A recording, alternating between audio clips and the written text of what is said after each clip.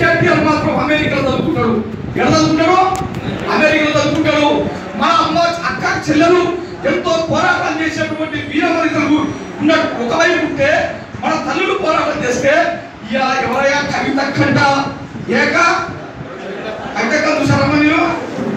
కవితక్క చూడకపోతే ఎట్లమ్మా? కేసీఆర్ యొక్క బిడ్డే ముందు బిడ్డ ఆయన పేరు కవితక్క. మొత్తంలో మీరు కట్టుకునే చీర 200-300 ఉంటుంది కానీ 20,000 రూపాయలు తక్కువ చీర కట్టారు. 20,000 రూపాయల చీర కట్టారు. ఆయన వేసుకున్న చెప్పులతో ఉంటుంది తెలుసా? 5,000-6,000 రూపాయలు తక్కువ.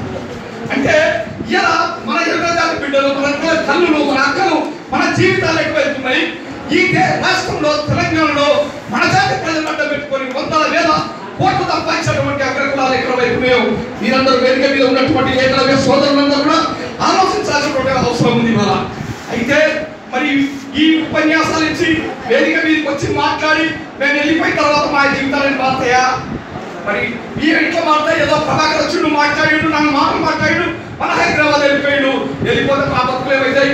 మేము పొద్దున చేస్తే కూలి పనో, లేకపోతే పొలం పనో, లేకపోతే తొందర కావాలో, లేకపోతే పుట్టలు లేకపోతే ఇంకో పని చేసుకోవచ్చును అని వీళ్ళందరూ మన సమస్యలు వేయడం పరిష్కారం చేస్తారా అని అనుకోవచ్చు. కానీ మీ ముందుకు వచ్చింది రాజకీయ నాయకుడిగా రాలే. మీ ముందుకు వచ్చింది మీ ఎర్రజాతి బిడ్డగా వచ్చా. మీ ముందుకు వచ్చి ఉన్నటువంటి నాయకులు మీ ఓట్లు ఏమైనా సీట్లు